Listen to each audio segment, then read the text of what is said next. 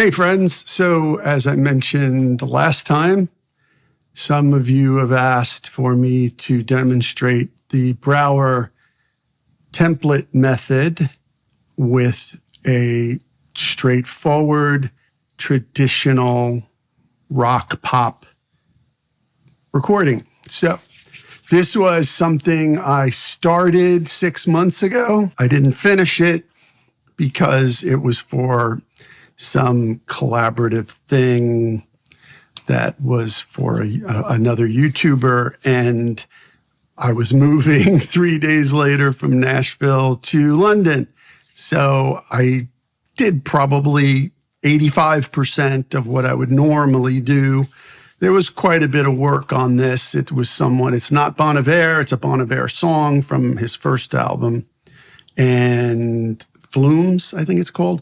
And they had recreated all of it. There were some issues that needed to be dealt with. I think I dealt with most of those, like sibilances and frequency resonances and weird things, but I didn't finish the mix. So it was, like 85% of the way there. But hey, it might be a good way for you to see this in action. So I'm willing to show it to you and have you listen to it. I will print the whole thing so you will see it. Let's talk about it first. You will see it and hear it, but let's talk about it a little first so you know what's going on, and I'll show you how it works, pretty much. But it's a pretty expansive template, so you might have heard people talk about it, but there's a lot to this, and it's not the kind of thing you can just wing. Not to mention that there's a lot of plugins that Michael has achieved to recreate his analog recording setup, his mixing setup, when he was doing it all in a studio on a real board with real hardware. So let's see, oh my God, there's for a simple song like Flumes, oh God, how many tracks? I think there were 45 tracks. Yeah. And, so there'll be 9 EBO of the same thing, but slightly different registered, and 12 different vocals. You get the picture. So there's a lot going on. And just like I did with the other stuff I showed you, I addressed some of those issues directly on the tracks I was given, meaning the actual channels of the recorded audio. But the way that Michael does his work is those tracks are then routed to a fairly elaborate, not too elaborate, but an elaborate system of buses. And in his template, they're already set up for you. You choose to use them or not once you've set up the plugins. And again, the most critical part of his template is that the compressors that he uses, the series of several compressors, are all calibrated, meaning you send a signal into them, you get them so that they're hitting 3 dB, minus 3 dB, then you bring them back with the makeup gain, and they are calibrated so that when you see that in the channel, you know exactly what you're seeing, right? You know exactly how much compression you're getting because a 1 is equivalent to 3 dB on the meter. All right, so just wanted to go over that first because he does that all for you. That's if you use the plugins that he uses. If you use your own, you're gonna have to calibrate. You're gonna have to get a signal generator, send it into the compressor. The compressor will be after the signal generator, and then have a VU meter to tune it. And then once you get it, tweak it with the compressor to get it right, boom, they're calibrated. So you might have to do that if you're using other plugins, free plugins, whatever you can afford, because it'll get expensive. I've been doing this a long time. I've been recording and making records for over 32 years. So I've got a ton of, way too many plugins. So I had a lot of these already. But I had to buy a few of them, and it was just simpler. And before I go further, I did A/B what he was using versus what I already owned in the cases that I didn't own what he was using. And when I did the demos on those before buying them, many times, I would say 80% of the time, I chose to go with what he already had because it was better. But 20% of the time, I preferred what I had. So there you go. All right. So let me show you this, and then we will record it in and listen to it. To some of you, it might be a familiar song, but I'm going to show you how this works. So let me turn the camera around. All right, chillins. So this is what we got. The tracks that I was given start here and go all the way over to here. Boom. So everything that's highlighted, those are the tracks that I was given for this mix. And in some cases, like the bass, I felt that the bass was a mess. So I sent that off to two different buses, to the bass 1 bus that he has, but I created a bass 2 bus, and these are frozen because it was just such a mess and I had to do so much work on it. So I had the Meta plugin running something in there, the A5 API plugin from KIT, the TB Tech Trinity Shaper, which is like a transient designer, the TB Tech Sensoic compressor, the spectral denoise, because there was so much noise. Let's see. The FabFilter Pro MB. And finally, the FabFilter Q3.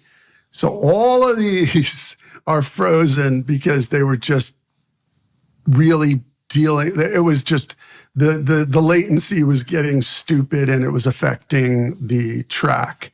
So that track had a lot of problems. And then I even sent it to another bus as well. But for the most part, I'm EQing the acoustics up front because there are these peaks here. You can see one acoustic. I had to do some dynamic EQ here. The other acoustic was similar. There was just these weird resonances going on. So that's how I dealt with them. And then the only other thing I did on the channels I was given were on the claps. I did some Oxford EQ, some Sensoic, TB Tech Sensoic compression, Echo Boy for slap,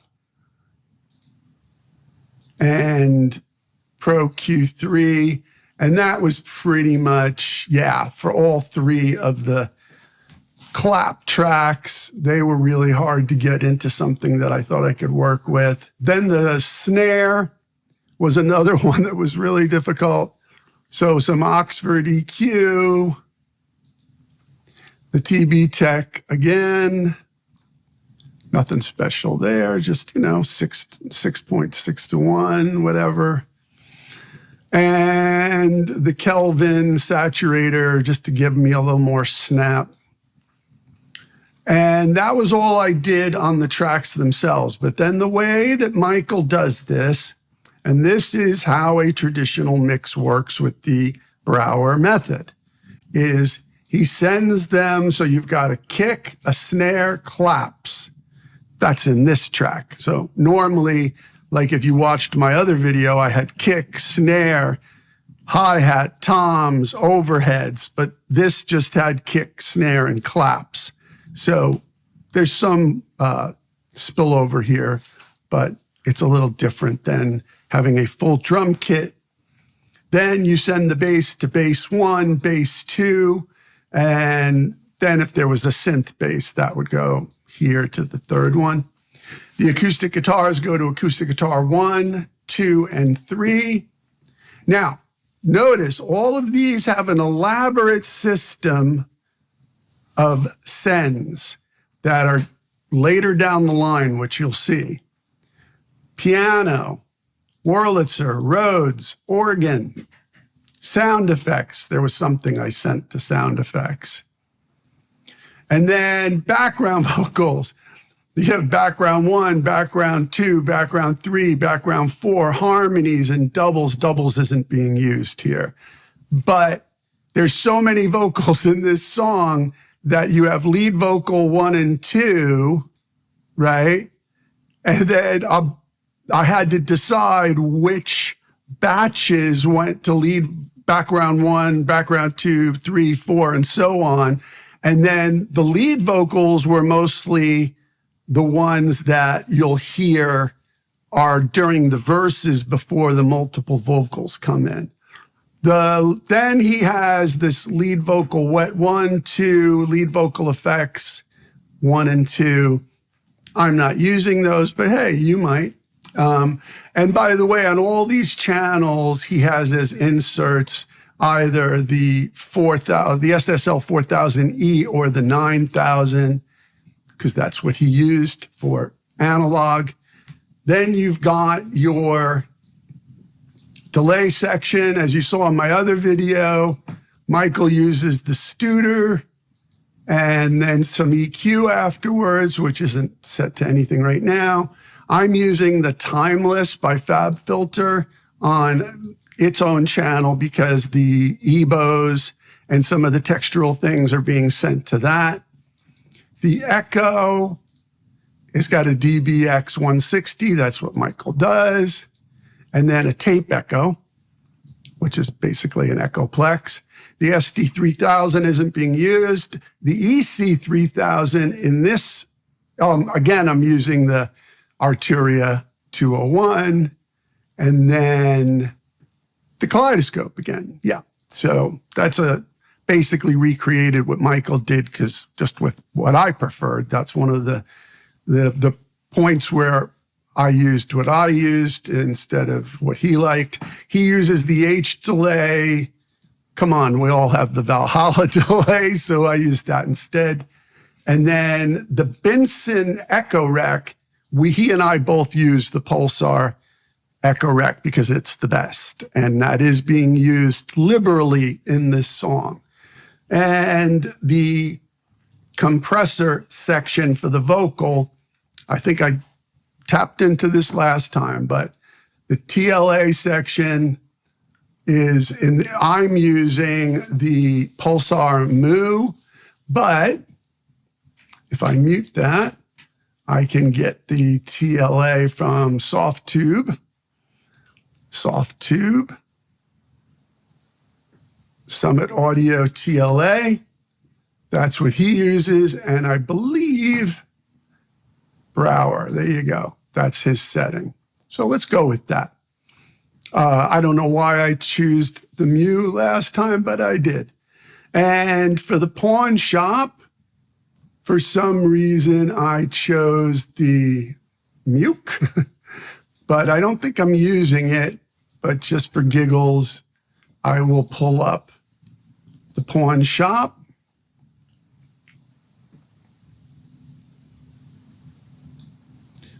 Pawn shop comp. Like I said, I don't think I'm using it, but this is his settings for the pawn shop comp. But I don't know why I didn't use it, but I didn't. The Presto, again, he uses the True Dynamics, as do I, because I already owned it. The Blue Stripe is not in. The Distressor, let's see what I'm using for the Distressor. I am using the Softtube Distressor on this, 4-to-1, pretty much how he uses it, I think. Fairchild isn't in, but the Vox box is in, and I was using the PSP in its place, but I'll tell you what, we're going to get rid of that, and we're going to bring in the Universal Audio Vox box. Where are we? Universal Audio. Manley Vox box. And these are Michael's settings for the Voxbox, if you can see them. And then on the Oxford inflator, these are his settings. And then once again, he gets rid of sibilance with the Pro Q3. So that's your vocal compression channel. That's different from the last session I showed you because we weren't using any vocals. But we do have the same thing going on with the Fed. I was using the Magic Death Eye instead of the Fed, but I'm going to pull up the Fed by Fuse Audio. That's this one. Threshold 3.7. Side chain off. So those are Michael's settings for the Fuse Audio Labs Fed. I had the Magic Death Eye stereo in there, so whatever you choose. Again, he's getting, this is a very special EQ curve that his assistant dialed in to match the original Fed. So it had, on top of this, it needed this done to recreate the hardware. And in between that, you've got the Revival with the thickness almost at 4, and then these settings on the New York saturation box. K-Punch should be the same. It should be the diode, the comp diode 609 from Arturia. A little Puig Tech, which I haven't done anything with because it was fine, but I could. And then the DBX 160, which Michael uses.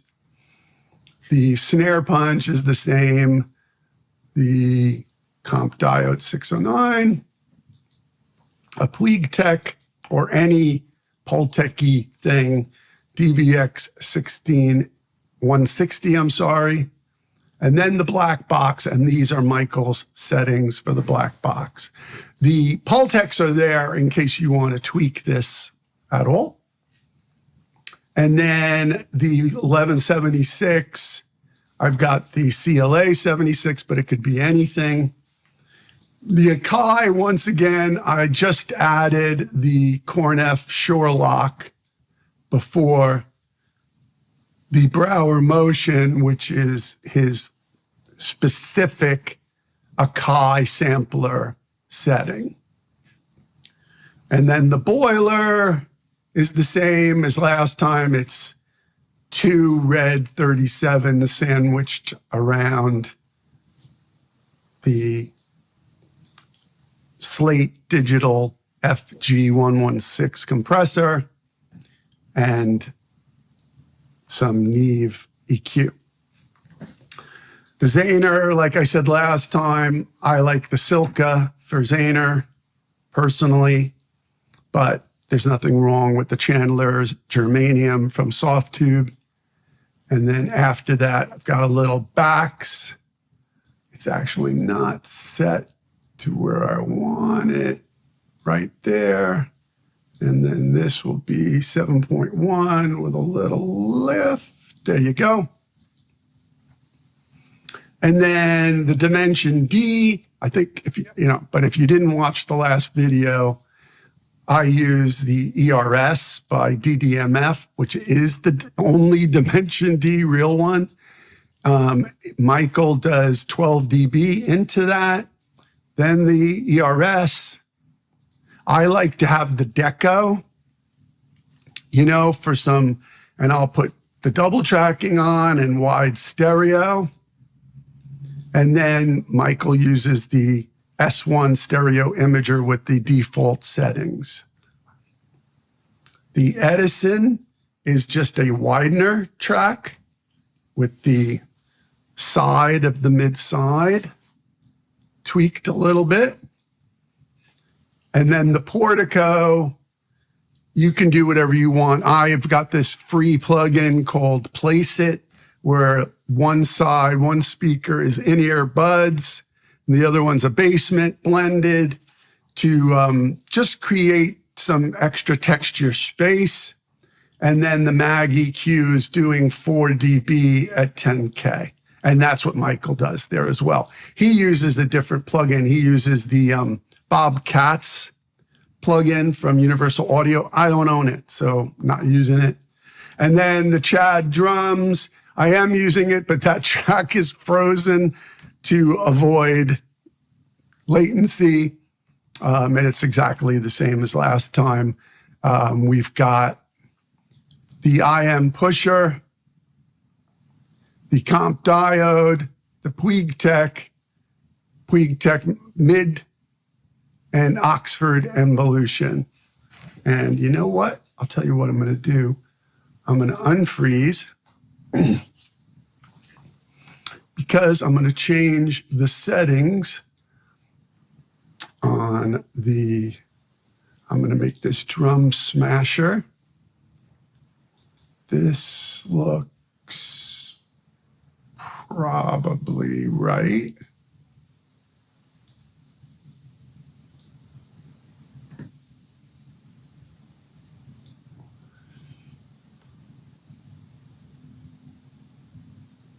Yeah. And the Puig,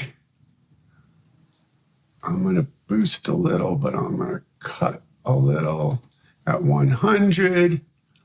And then at 4, I'm going to boost a touch. Bandwidth, we're going to bring that up.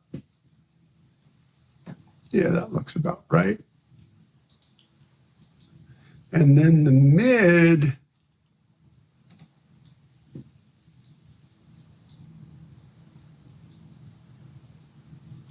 I'm going to dip a little there and peak.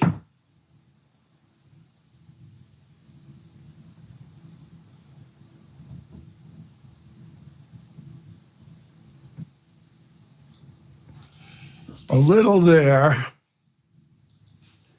And for Oxford, there is a setting I like called Enhance HF Transients. And then now, oh, look, great. So now it's not freaking out anymore. I remember when I had this session open in Nashville, that track was freaking out latency-wise. But it looks okay now, so I'm going to leave it unfrozen. Yeah, everything else looks okay. So I'm not going to worry about that. And then, I've got the Pulsar Primavera for spring reverb. Can't remember if I'm using it. I think I am. And again, the SPL de-esser into the PSP plate. And I've got the Lexicon with a little 250 millisecond delay going into it. My Quantex room setting, same as the last video. And Seventh Heaven is the Bricasti here. Whatever. But I'm telling you that Magic 7 free one is fantastic. And so the way this works is the V channel gets the vocals. The A channel will also get the vocals. The B channel gets the drums and the bass. The C will get guitars and other sounds. The D will get effects and textures. The E channel has nothing on it because that's a dry channel to rectify any latency so that you always have dry mixed in and it will just keep all phase issues at bay. And Michael does that as well.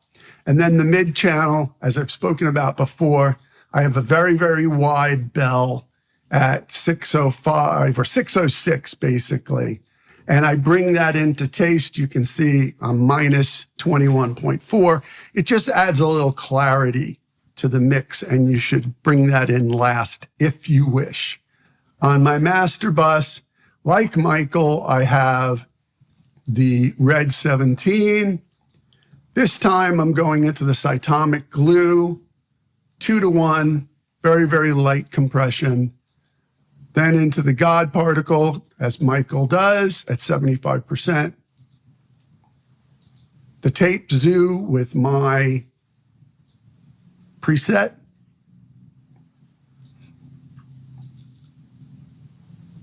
My tape preset for the P821 by Pulsar Modular. Michael uses the Studer tape here, I believe. I'm not sure. I can't remember what he did. He uses a couple different types, but I like the P821 the best. It's the most natural. I've got some Equality by DMG Audio. This is a linear phase EQ. I just felt that there was a couple of phase things still. Like I said, I didn't think this mix was done, but rushing to get it done, I did some linear phase on the master bus, which I'd prefer not to do, but I did just to get it done. Not too much, just a little touch. And then the invisible limiter, just to watch for peaks. And that's it. So now let's run this sucker. And the way he does that is this print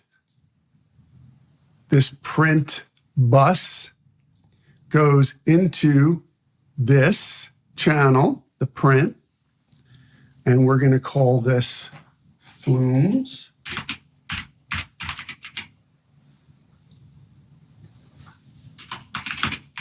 Video. And if everything goes well, we can record this in, and you will hear exactly what I'm hearing. So I'm going to go over the last mix, and here we go.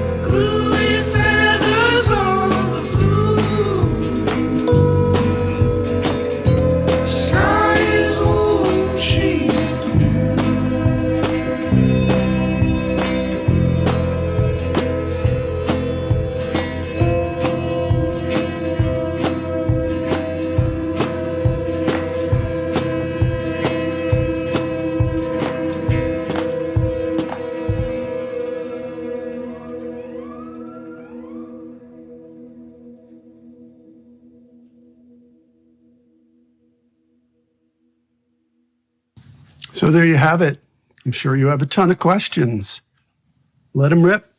The one thing though is his template is much bigger for fuller sessions. So there could be more keyboards. There would be usually more drums. There'd be overheads and toms and rooms and what have you. And there might be electric guitars. And in this case, the electric guitars aren't really electric guitars. They're acoustics with the EBow playing. But there's a lot of tracks. There's a lot of tracks on this, 40 to 50 tracks for what seems like a simple acoustic-y song. But I think you get the idea, right? I hope.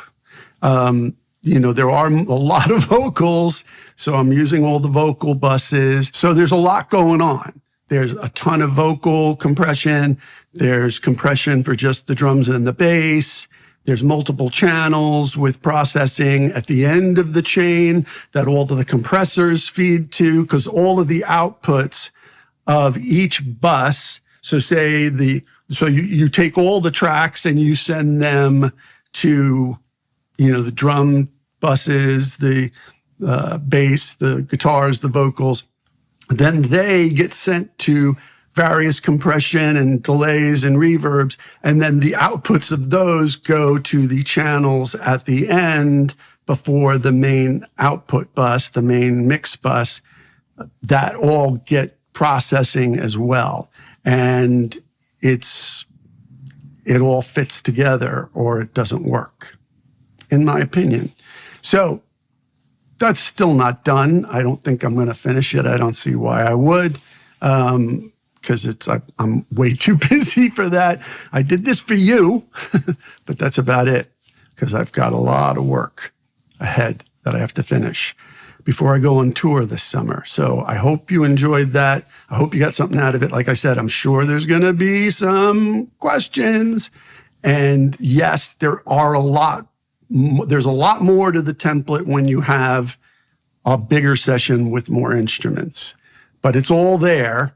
I just choose to get rid of things as they're not being used. He also has triggers and samples and all kinds of things if you need that. So that's how I used the Michael Brauer method to pretty much get this mix in the ballpark. I think it needs probably a few more hours, maybe a half a day left to get it really, really good. Now that I'm listening to it, I'm hearing and seeing issues. But like I said, I'm probably not going to go further with it, but I'll answer your questions. All right. So thank you for listening. Thank you for watching. Hit me up, bro.